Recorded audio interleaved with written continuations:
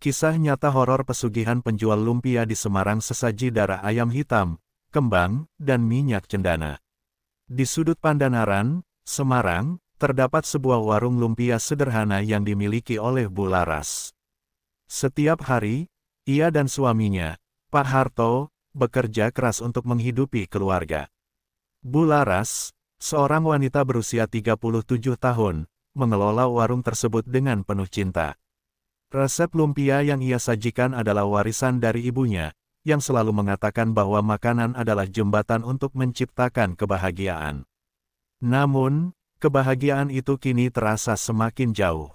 Bu Laras melihat sekeliling warungnya, yang dulunya ramai, kini hanya dihuni oleh beberapa pelanggan setia. Suasana sepi dan hampa membuatnya merasa tertekan.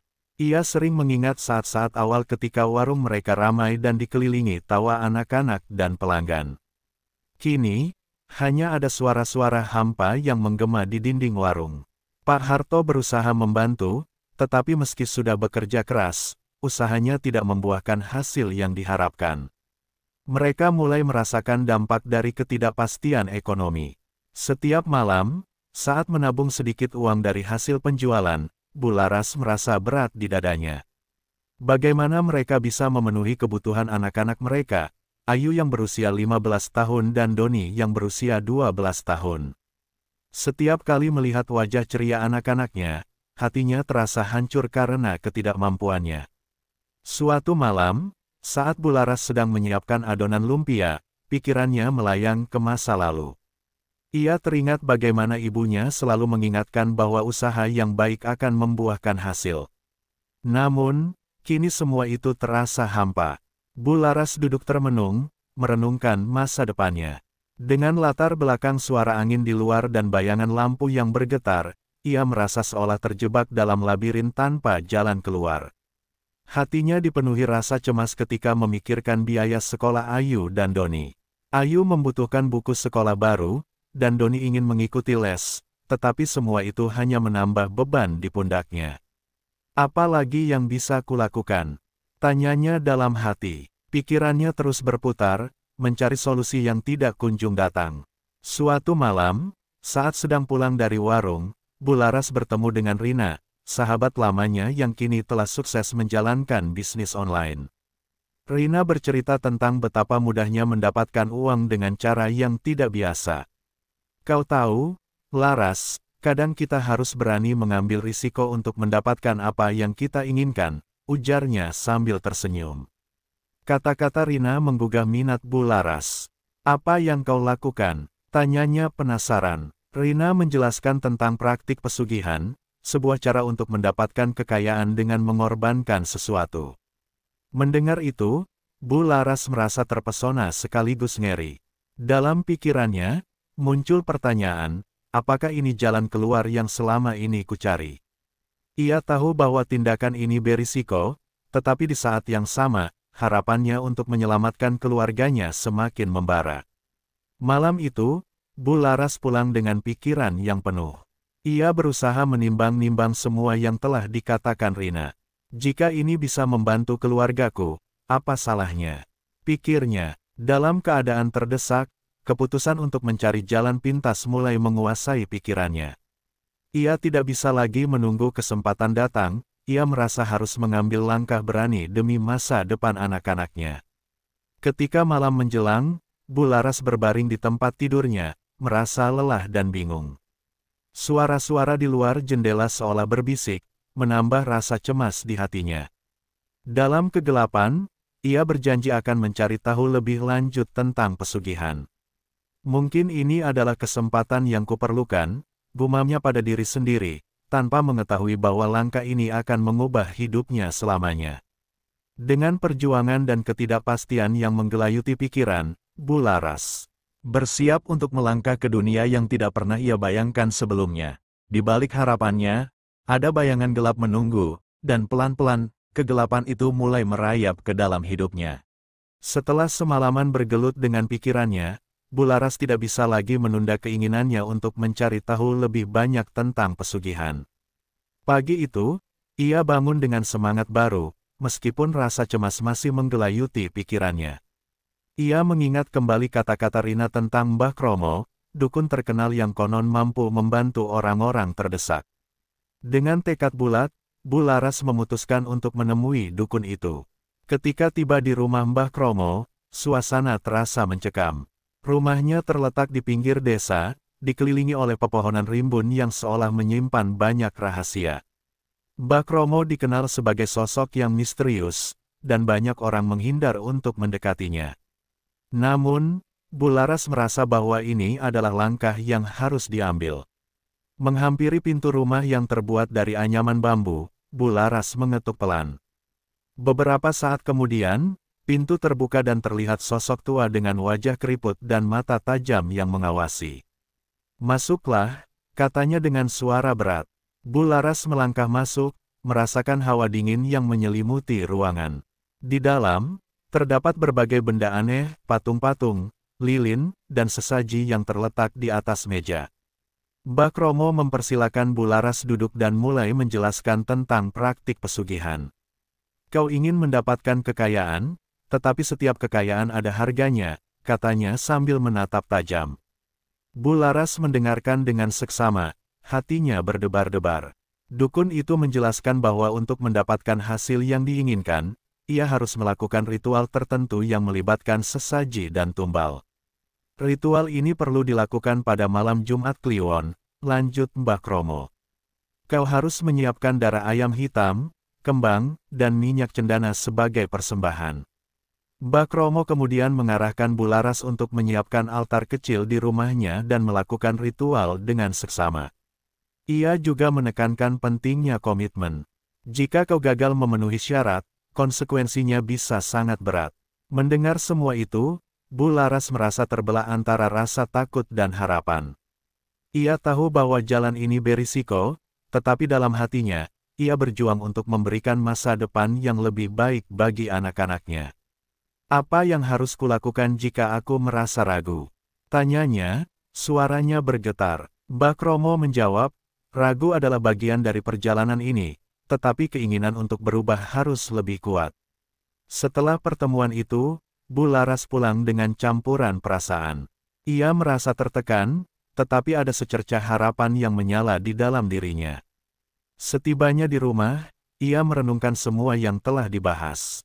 Ia membayangkan bagaimana warung lumpianya akan berubah jika ritual itu berhasil. Pelanggan akan datang berbondong-bondong, dan keluarganya akan hidup dalam kemakmuran. Namun, di balik harapan itu, ada ketakutan yang terus menggerogoti. Ia tidak dapat mengabaikan suara-suara aneh yang mungkin mengikutinya setelah melakukan ritual. Dalam benaknya, ia terbayang apa yang mungkin terjadi jika ia gagal memenuhi syarat. "Apakah aku benar-benar siap untuk menjalani semua ini?" tanyanya pada diri sendiri. Malam yang ditunggu akhirnya tiba. Bu Laras menyiapkan semua yang diperlukan untuk ritual. Ia membeli ayam hitam dari pasar, menyiapkan kembang dan minyak cendana dengan hati-hati. Dengan jantung berdebar, ia menata altar kecil di sudut rumahnya. Suasana malam itu terasa mencekam, suara angin yang berdesir seolah memperingatkan langkah yang akan diambil. Ketika ritual dimulai, Bu Laras merasa ada sesuatu yang berbeda di sekelilingnya. Ia duduk di depan altar, memegang kendi kecil berisi air kembang, sambil mendengarkan mantra yang diucapkan oleh Mbah Kromo dalam ingatannya. Suara-suara aneh mulai terdengar di luar jendela, tetapi ia tetap fokus pada sesaji di hadapannya. Ketegangan melingkupi ruangan, dan saat ia menutup mata untuk berkonsentrasi, Bu Laras merasakan getaran aneh di sekelilingnya. Dalam benaknya, ia berdoa agar semua yang ia lakukan tidak sia-sia. Ia ingin memastikan anak-anaknya memiliki masa depan yang lebih baik, meskipun harus melangkah ke jalan yang tidak pasti. Setelah ritual selesai, Bu Laras merasa lega, tetapi ada rasa cemas yang menyelimuti hatinya. Keesokan harinya, ia berharap akan ada perubahan. Ia ingin melihat hasil dari keputusan yang telah diambil, meskipun ia tahu bahwa jalan ini penuh dengan risiko dan konsekuensi yang tidak terduga. Bu Laras pun bersiap menghadapi apapun yang akan terjadi, dengan harapan dan ketakutan yang bercampur aduk di dalam dirinya. Malam yang dinanti-nanti akhirnya tiba, dan Bularas berdiri di depan altar kecil yang telah disiapkannya di sudut rumah. Suasana malam itu terasa mencekam, dengan angin yang berhembus lembut, seakan menjadi saksi bisu dari langkah besar yang akan diambilnya. Di atas altar, terhampar sesaji yang telah disiapkan, darah ayam hitam dalam sebuah mangkuk kecil, kembang, dan minyak cendana yang harum. Semua itu berkilau di bawah cahaya lampu minyak yang redup. Bularas mengambil napas dalam-dalam untuk menenangkan diri. Ia tahu bahwa ritual ini akan mengubah hidupnya, tetapi rasa takut dan harapan saling bercampur di dalam hatinya. Ia mengenang kembali nasihat Mbah Kromo tentang pentingnya fokus dan komitmen selama ritual. Jika kau ingin mendapatkan kekayaan, kau harus siap untuk mengorbankan sesuatu, ingatnya. Dalam pikirannya, ia bertekad untuk melakukan ritual ini dengan sebaik-baiknya. Saat jam menunjukkan pukul 11 malam, Bularas memulai ritualnya. Ia duduk bersila di depan altar, memusatkan perhatian pada sesaji yang telah disiapkan. Ia merasakan ketegangan yang mengalir di udara, seolah ada sesuatu yang menunggu untuk hadir. Dengan lembut, Bularas mulai melafalkan doa yang ia ingat dari Mbah Kromo, berharap agar makhluk gaib yang mendengarnya merasakan ketulusan niatnya. Saat mantra mulai terucap, suasana di sekelilingnya mulai berubah. Angin berhembus lebih kencang, dan suara-suara aneh mulai terdengar seolah berasal dari segala penjuru. Bularas membuka matanya, dan seketika rasa takut menyelimuti dirinya. Namun, ia berusaha untuk tetap tenang, mengingat bahwa ini adalah bagian dari proses. Ia melanjutkan mantra dengan suara yang lebih tegas, berusaha menegaskan kehadirannya di hadapan alam gaib. Setelah beberapa saat, Bularas merasakan getaran aneh di udara, seolah ada energi yang menyelimuti dirinya. Ia menyadari bahwa ritual ini bukan sekadar formalitas, ada sesuatu yang lebih besar yang terlibat. Dengan hati yang berdebar, ia menutup matanya lagi dan membayangkan masa depan yang lebih baik untuk keluarganya. Ia melihat warung lumpianya dipenuhi pelanggan, anak-anaknya tersenyum bahagia, dan hidup dalam kemakmuran. Ketika ritual berlanjut, aroma minyak cendana mulai menyebar ke seluruh ruangan, menciptakan suasana mistis yang semakin menguatkan keyakinannya. Namun, di luar jendela, suara langkah kaki mulai terdengar, semakin mendekat. Bularas merasa ada sesuatu yang mengintai, tetapi ia berusaha mengabaikannya dan terus melafalkan mantra dengan penuh keyakinan. Akhirnya, setelah beberapa waktu, Bularas menyelesaikan ritualnya. Dengan napas yang masih tersengal-sengal, ia membuka matanya. Suasana di sekitar tampak tenang, tetapi ada rasa tidak nyaman yang tersisa. Ia merasa seolah telah menjalin sebuah perjalanan.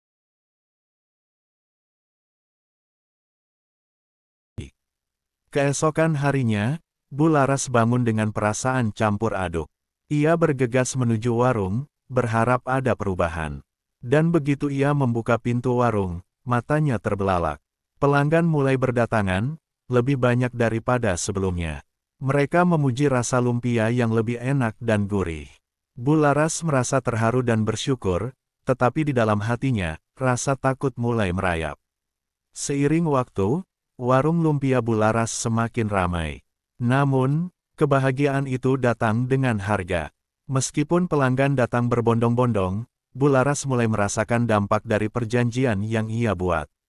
Suara-suara aneh mulai mengganggu ketenangan malamnya. Ia sering mendengar langkah kaki di luar rumah, meskipun tidak ada siapa-siapa di sana.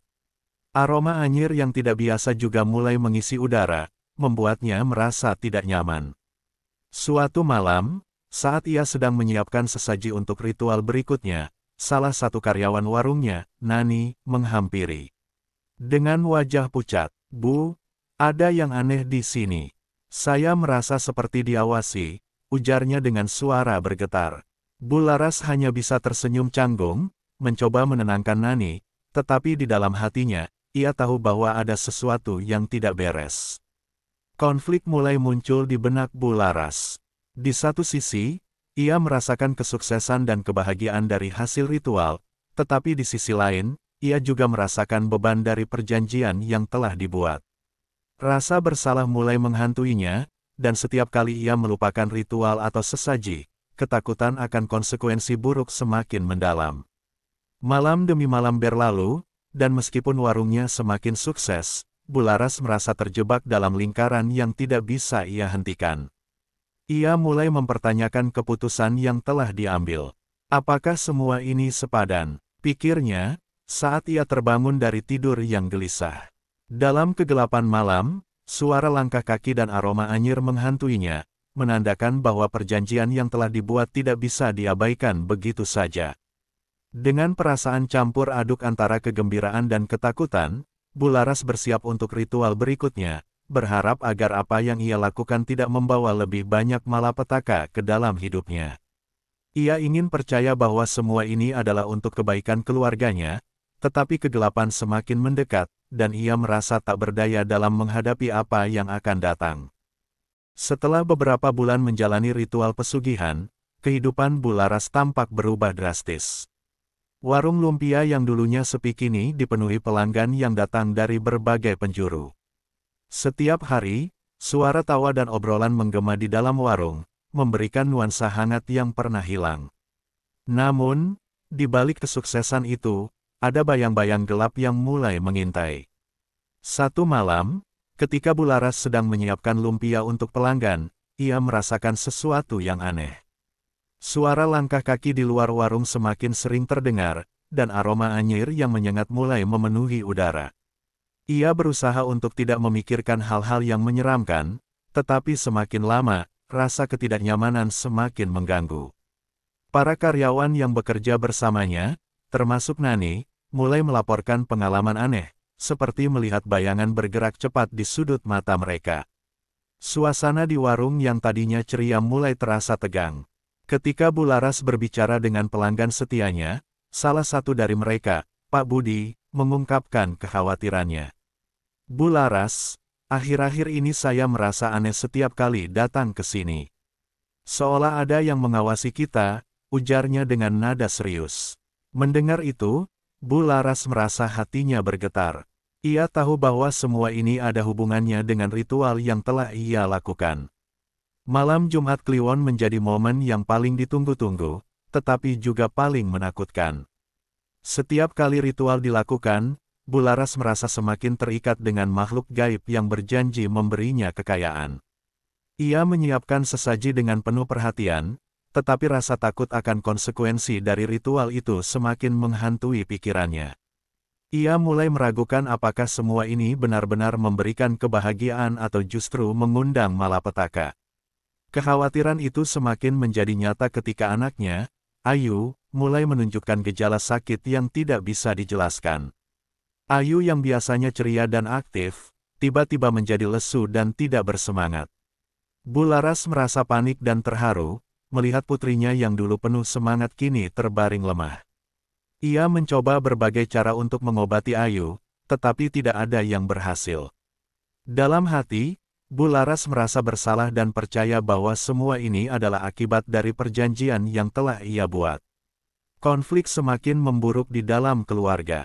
Pak Harto, suaminya, mulai merasa frustrasi dengan situasi yang mereka hadapi. Laras, kita harus menghentikan semua ini. Anak kita sakit, dan aku merasa ada yang tidak beres, katanya dalam nada menuduh. Bularas merasa terpojok, tetapi ia tidak dapat mengakui bahwa pesugihan yang ia jalani mungkin menjadi penyebab dari semua masalah ini. Sebaliknya, ia berusaha meyakinkan suaminya bahwa semuanya akan baik-baik saja, tetapi di dalam hatinya, rasa bersalah semakin menggerogoti. Malam demi malam, ritual dilakukan, tetapi semakin banyak hal aneh yang terjadi. Suara-suara aneh di rumah semakin sering terdengar, dan Bularas merasa seolah ada yang mengawasi setiap gerak-geriknya. Karyawan di warung mulai mengeluh dan beberapa dari mereka bahkan meminta untuk tidak bekerja malam lagi.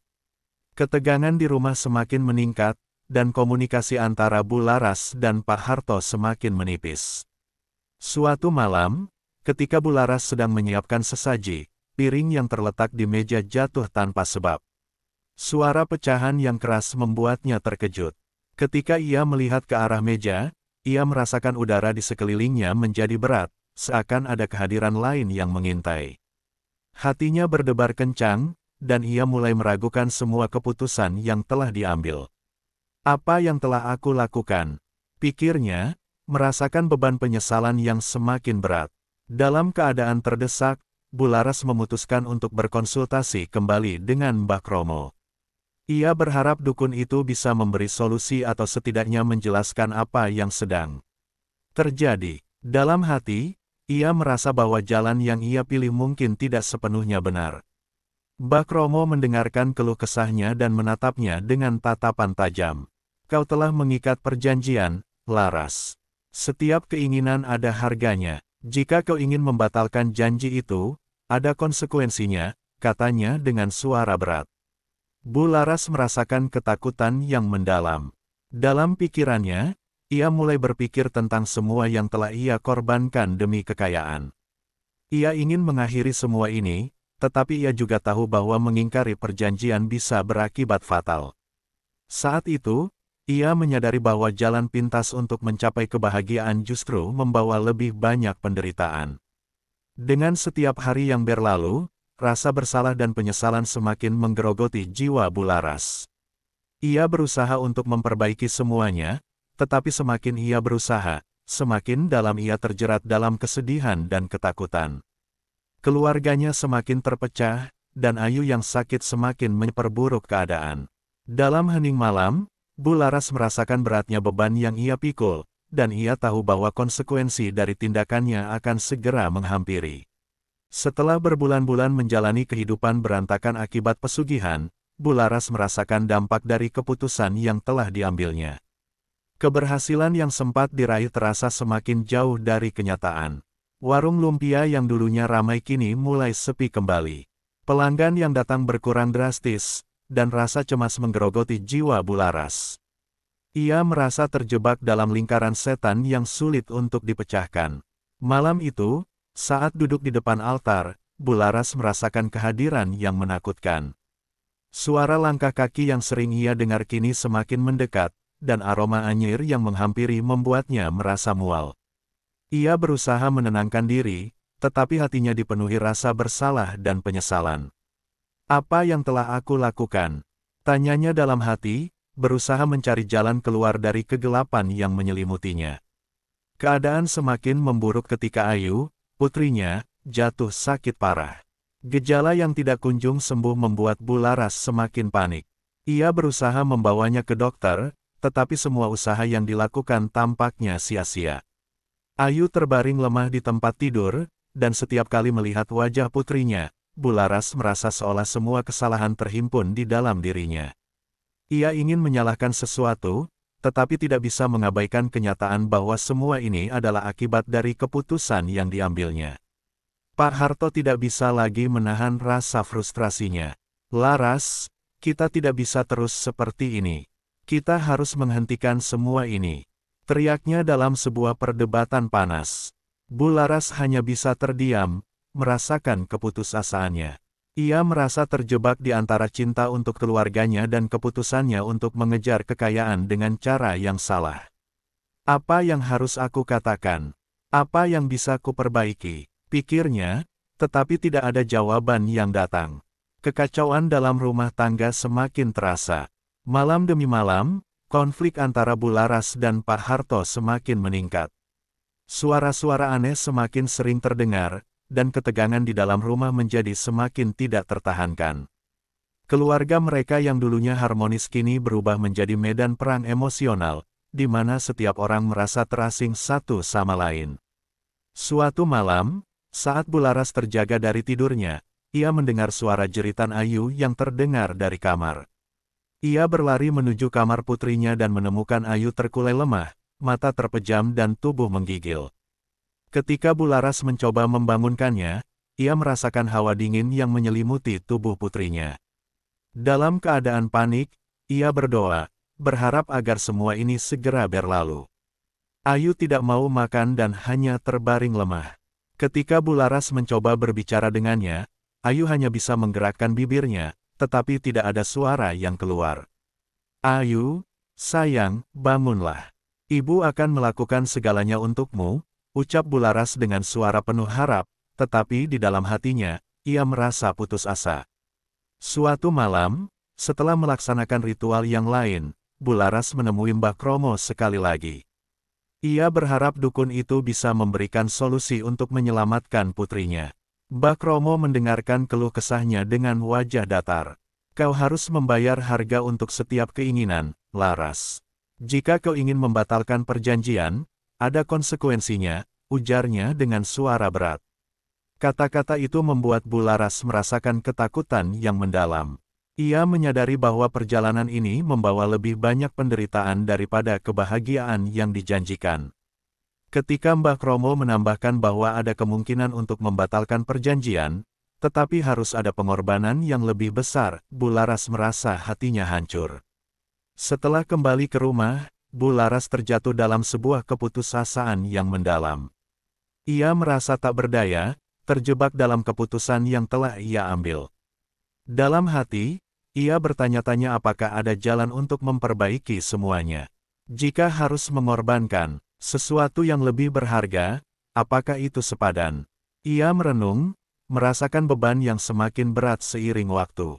Hari-hari berlalu, dan keadaan semakin memburuk. Suatu malam, saat Bularas terbangun, ia menemukan warungnya terbakar. Kobaran api melahap semua yang telah ia bangun dengan kerja keras. Dalam sekejap, semua harapan dan impian yang ia miliki lenyap. Ia terjatuh di tanah, merasakan kesedihan yang mendalam. Apa yang telah terjadi? Semua ini salahku, ratapnya dalam hati. Setelah kebakaran itu, kehidupan Bularas benar-benar hancur. Pak Harto tidak bisa lagi mentolerir semua yang terjadi dan memutuskan untuk meninggalkan Bularas dan anak-anaknya. Dengan air mata yang mengalir, Bularas merasa hancur. Ia merasa bertanggung jawab atas semua tragedi yang menimpa keluarganya. Aku telah menghancurkan semuanya, pikirnya, merasakan penyesalan yang mendalam. Dalam kesepian yang menyakitkan, Bularas berusaha untuk bertobat dan memperbaiki kesalahannya. Ia ingin kembali ke jalan yang benar, tetapi terik dan gangguan mistis terus mengikutinya. Suara-suara aneh dan bayangan gelap selalu menghantuinya, seolah mengingatkannya pada keputusan yang telah diambilnya.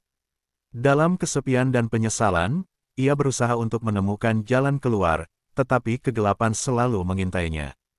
Akhir cerita membawa Bularas pada sebuah titik nadir. Setelah berbagai tragedi yang menimpa, ia hidup dalam kesepian dan penyesalan yang mendalam. Ia ingin memperbaiki kesalahannya, tetapi tidak ada jalan kembali. Dalam hening malam, ia hanya bisa mengenang semua yang hilang, berharap agar generasi mendatang tidak terjebak dalam kesalahan yang sama. Dalam penyesalan, Bularas menyadari bahwa pencarian kekayaan dengan cara yang salah hanya akan membawa penderitaan, dan ia menjadi pelajaran bagi dirinya dan orang-orang di sekitarnya.